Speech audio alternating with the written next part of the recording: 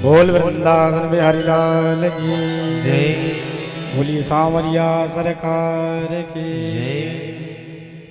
सूत जी महाराज सौनकादिक ऋषियों से कहते हैं, हे ऋषियों, अब हम सब महाभारत की कथा की ओर संक्षेप में थोड़ा सा उधर चलेंगे और उस कथा को ध्यान पूर्वक श्रवण करेंगे।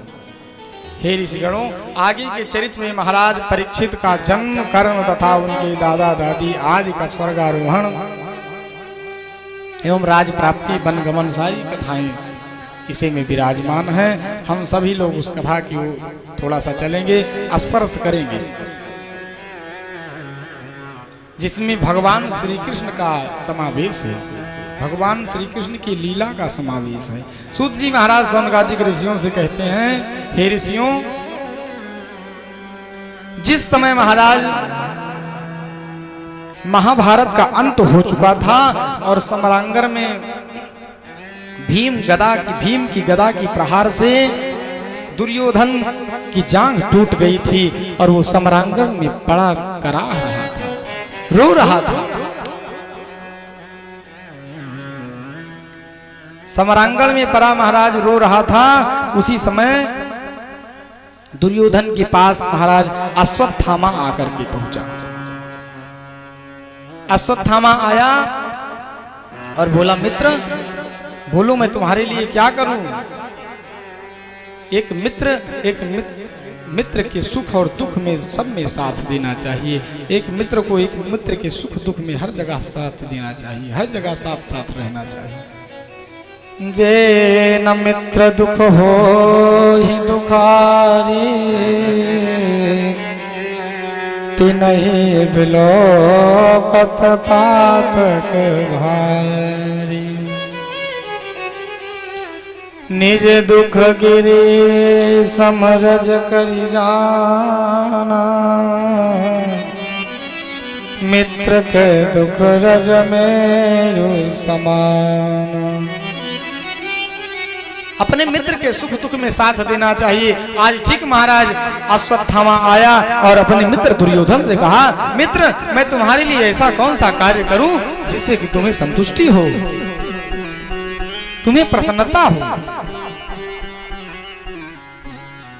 पापानि मारयति योजयते हिताय,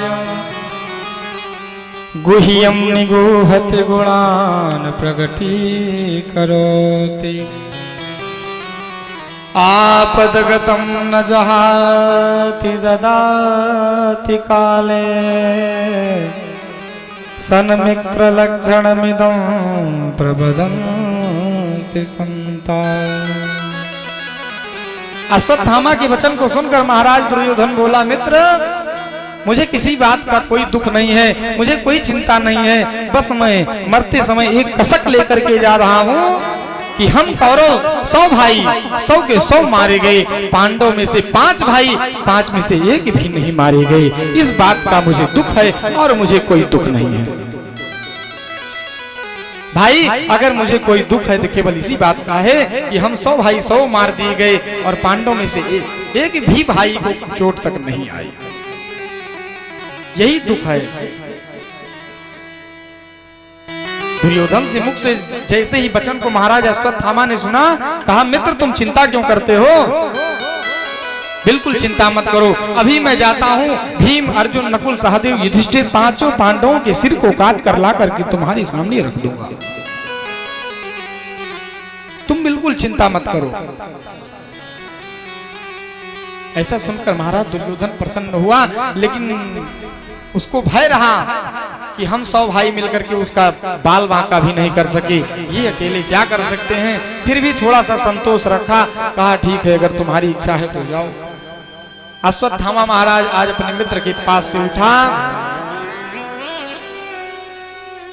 और जहां पर पांडव लोग रहते थे उस खेमे में महाराज डेरे की तरफ बढ़ चला और उस डेरे के पास पहुंचा।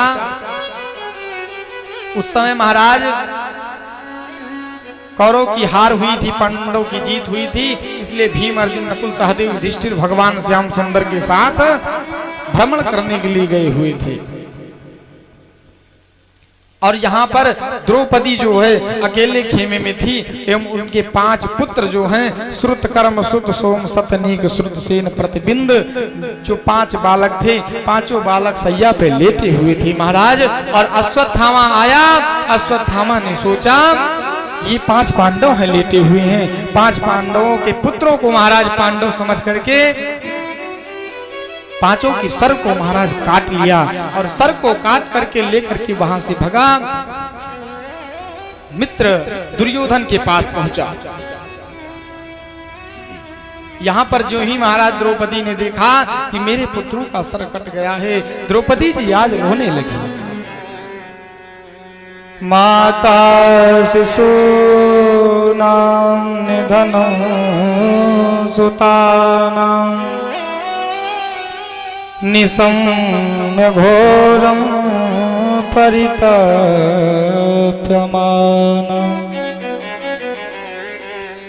तदा रुदध्वास्पकला पुलाक्षी तां सान्त्वयन्नाह किरीटमालिनी। द्रौपदी ने महाराज आज जो ही अपने 5 पुत्रों के सर को देखा कि गायब है, धड़ वहां पर पड़ा हुआ, द्रौपदी महाराज बिलखने लगी, रोने लगी, चिल्लाने लगी, गोविंद मेरी रक्षा करो, तूने आज यह क्या कर दिया, मेरे 5 पुत्र और 5 के सर को गायब कर दिया। 5 के 5 पुत्र 5 के सर को महाराज द्रौपदी चिल्लाती हुई अर्जुन एवं श्री कृष्ण का ध्यान करने लगी। और उनको जो ही महाराज पांडव लोग आज यहाँ पर खेमे पर आए, द्रौपदी ने सबको महाराज आज बताया।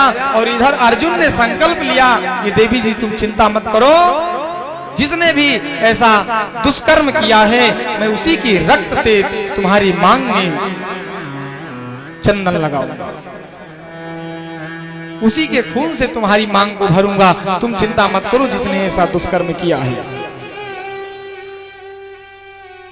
अर्जुन ने महाराज संकल्प ले लिया और इधर अश्वत्थामा दुर्योधन के पास सर को लेकर के पहुंचा है। कहा मित्र तुम एक की बात कर रहे थे, मैं 5 के 5 भाइयों का सिर काट करके ले आया हूं, लो ला करके महाराज 5 पांडवों के 5 पुत्रों के सर को रख दिया।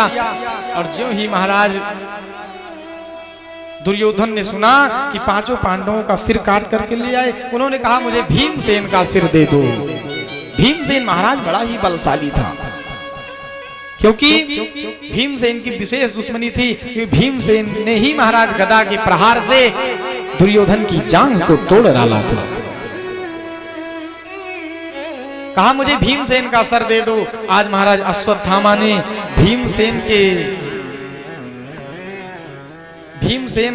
जो भीम था, भीम का जो सर समझ करके भीमसेन के पुत्र सुत सोम का महाराज उठा करके सिर दुर्योधन के हाथ में दे दिए। दुर्योधन के हाथ में उठा करके महाराज सिर को दे दिए। और जो ही महाराज दुर्योधन ने आज सुत सोम का सिर पकड़ा है, सिर जैसे पकड़ा और भीमसेन का सिर पकड़ करके महाराज जो ही उसे दबाया और सिर जो है पिचक गया।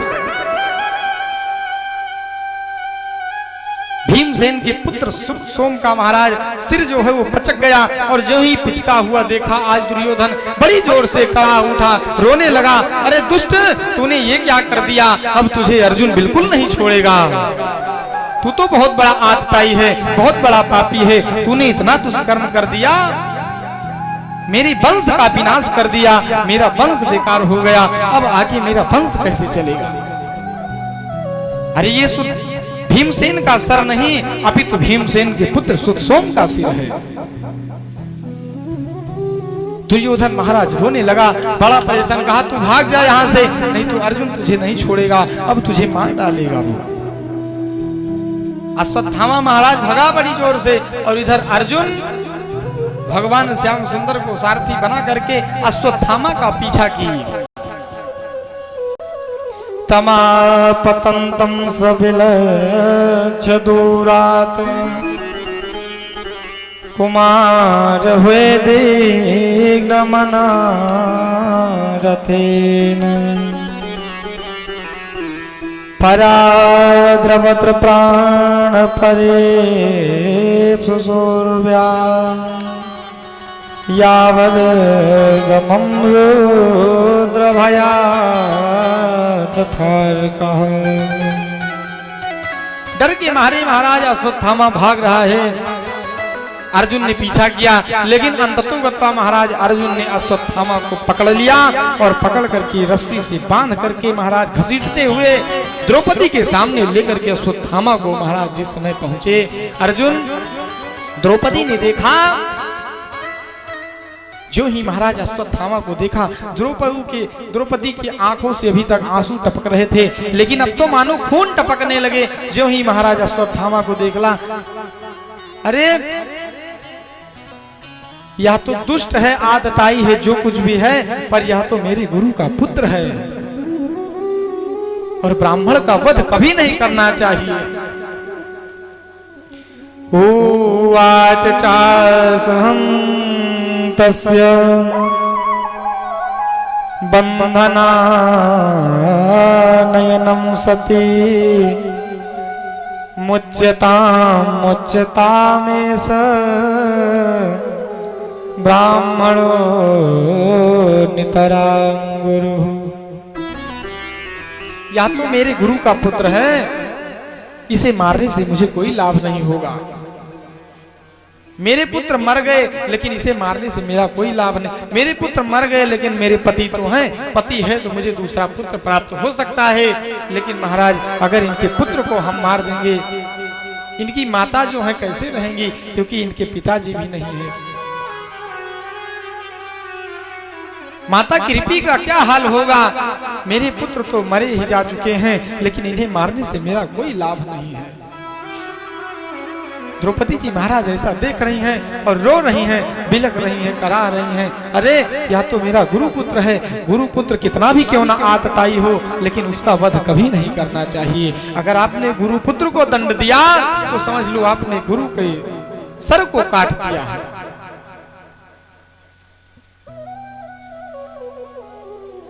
इस प्रकार से महाराज द्रौपदी जी रो रही हैं। अब तो महाराज द्रौपदी, अर्जुन, नकुल, सहदेव और युधिष्ठिर की एक राय हो गई, एक मत हो गई कि ब्राह्मण का वध नहीं करना चाहिए। लेकिन अर्जुन बेचारे फंसे हैं। अर्जुन कैसे क्या करें, क्योंकि अर्जुन ने संकल्प लिया है कि जिसने मेरे 5 पुत्रों का वध किया है, मैं उसी के खून से द्रौपदी के मांग में लगाऊंगा। अर्जुन बेचारे बहुत बड़े धर्म संकट में पड़ गए।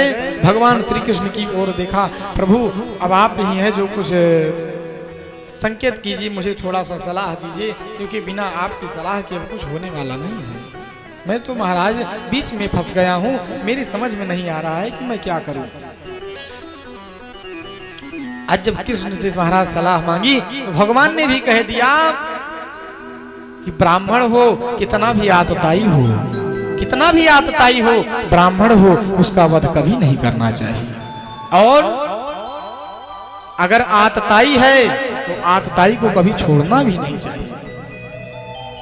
भगवान ने कहा आतताई को कभी छोड़ना नहीं चाहिए और ब्राह्मण को कभी मारना नहीं चाहिए। अब अर्जुन बेचारे और फंस गए कि भगवान तो हमने सोचा कुछ रास्ता दिखाएंगे, लेकिन ये बता रहे हैं कि ना तो भगवान ब्राह्मण को मारना चाहिए और आतताई को छोड़ना भी नहीं चाहिए। अब ये आतताई भी है और ये ब्राह्मण भी है, मैं करूं तो क्या करूं। ये ब्राह्मण भी है, ब्राह्मण मेरे गुरु का पुत्र है, और आतताई पापी भी है, क्योंकि इन्होंने 5 पुत्रों का वध किया है। भगवान ने इशारा किया, अर्जुन ऐसे व्यक्तियों का वध नहीं करना चाहिए। ऐसे तो भरी सभा में अगर 100 व्यक्ति के बीच में कोई बैठा हो और उसका अगर भरी सभा में बीच की खड़ा करके अपमान कर दिया जाए ना, तो वह मृत्यु से भी बढ़ करके होता है। अर्जुन को महाराज संकेत किया कि इसका वध मत करो, ना तो इसे छोड़ो ही। उसके मस्तक में महाराज एक मणि लगी थी। आज महाराज जो इशारा किया, अर्जुन ने तलवार उठाई और उसी की नोक से महाराज मणि को निकाल दिया और वहीं से रक्त निकला। रक्त को उठा करके मांग में भी लगा दिया। इनकी प्रतिज्ञा भी पूर्ण हुई, आतताई को दंड भी मिला और ब्राह्मण का वध भी नहीं हुआ। इस प्रकार से द्रौपदी जी पाप से बच गई, ब्राह्मण का वध भी नहीं हुआ, आतताई को दंड भी मिला और इनकी प्रतिज्ञा भी पूर्ण भई। इस प्रकार से भगवान की कृपा होती है महाराज। अर्जुन सहसा ज्ञाय हरेर्हादर्थमतासिना मणिं जहार मूर्धन्यं द्विजवस्य राहमोर्ध्वजम्। इस प्रकार से महाराज अपमानित करके अश्वत्थामा को वहां से छोड़ दिया। और जो महाराज छोड़ा, अब तो अश्वत्थामा ने तय कर लिया क्या, देखा कि अभी इसके वंश में एक व्यक्ति अर्जुन का पुत्र अभिमन्यु, अभिमन्यु की पत्नी उत्तरा, उत्तरा के गर्भ में बालक पल रहा था जिनका नाम परीक्षित आप लोग जानते हैं। परीक्षित गर्भ में पल रहा था। अश्वत्थामा ने देखा कि अब तो मैं इसके वंश का विनाश ही कर दूंगा। अश्वत्थामा ने ऐसा सोच करके महाराज आज ब्रह्मास्त्र का प्रयोग कर दिया है। ब्रह्मास्त्र का प्रयोग कर दिया। देवी उत्तरा के गर्भ में असहनीय दर्द हुआ। उत्तरा के गर्भ में महाराज उदर में अचानक से असहनीय पीड़ा हुई। देवी उत्तरा सह ना सकी। उन्होंने ना तो परिवार वालों को बुलाया, ना गांव वालों को बुलाया, हाथ जोड़ लिया और भगवान से पाहि पाहि महायोगिन देव देव जगतपते नान्यं तद्भयं पश्ये यत्र मृत्यु परस्परम। हे प्रभु, हे कन्हैया, दीनानाथ, दीन दयाल, मेरी रक्षा करो, मेरे गर्भ की रक्षा करो। प्रभु, मेरे प्राण निकल जाएंगे कोई बात नहीं, लेकिन मेरे गर्भ में एक बालक पल रहा है जो कि मेरे वंश की रक्षा करेगा। इसके अलावा मेरे वंश में कोई है नहीं, और इसके प्राणों की रक्षा अगर कोई कर सकता है प्रभु, केवल आप ही कर सकते हैं। यत्र मृत्यु परस्परम, प्रभु प्राणों की रक्षा करो, नहीं तो प्राण पखेरु उड़ जाएंगे। आज महाराज देवी उत्तरा ने किसी को और नहीं पुकारा, भगवान को पुकारा। और भगवान द्वारिकापुरी जाने के लिए एक पैर अपना रथ पर रख चुके थे, लेकिन जो ही उत्तरा की करुण पुकार सुनी महाराज, तुरंत भगवान ने अंगुष्ठ मात्र शरीर धारण किया और देवी उत्तरा के गर्भ में प्रवेश किए। गर्भ में जाकर के महाराज भगवान अजन्मा होकर के भी संसार की रक्षा, सृष्टि, संहार, पालन हर एक चीज करते हैं। इस प्रकार से महाराज भगवान ने आज देवी उत्तरा के गर्भ में ब्रह्मास्त्र को शांत किया है और महाराज परीक्षित की रक्षा की है।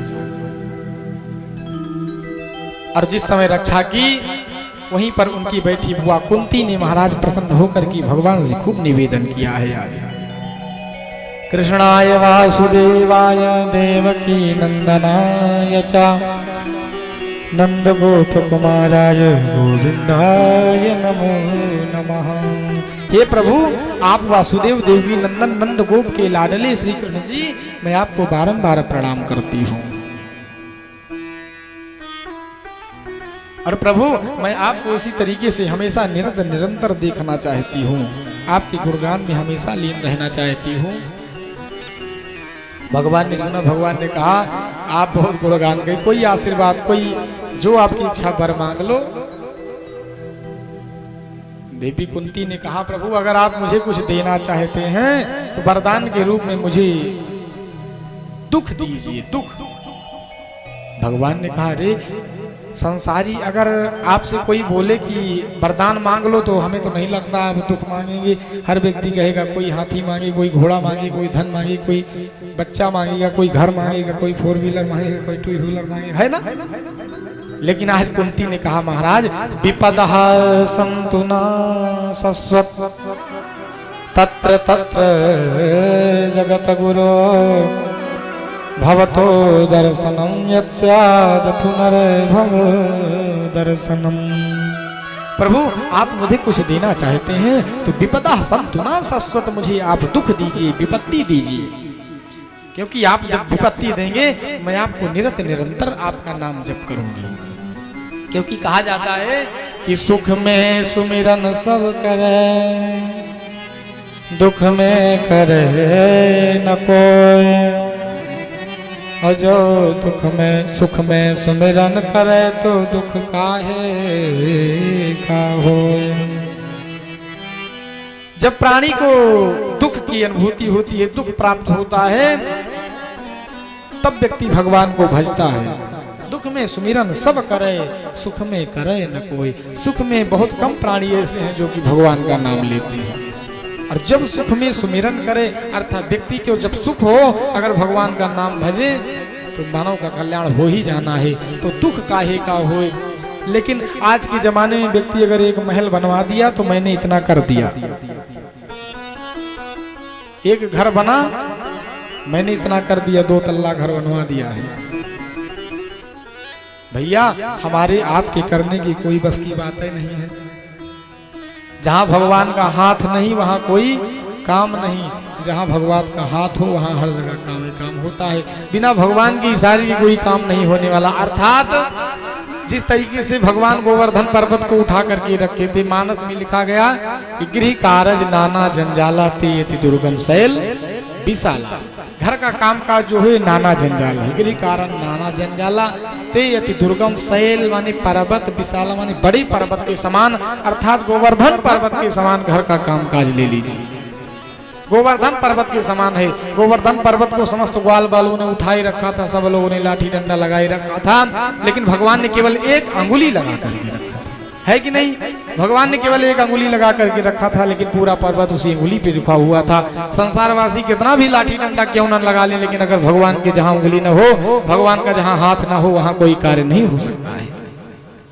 हर कार्य में भगवान का हाथ होता है, बिना भगवान के हाथ लगाई कोई कार्य संपन्न नहीं हो सकता है। मैंने किया तुमने किया ऐसा से ये सब झूठ है, बिना भगवान की कृपा के कुछ नहीं होता है। इस प्रकार से महाराज देवी कुंती ने भगवान से निवेदन किया है और वर की प्राप्ति की। नमो किंचन वित्ताय निवृत्त गुणवृत्तये आत्मा रामाय शांताय कैवल्य पतये नमः। इस प्रकार से महाराज देवी कुंती ने खूब भगवान की स्तुति की है। भगवान ने अपनी बुआ को कुंती को आशीर्वाद दिया है और पांडवों के साथ भीष्म पितामह से मिलने के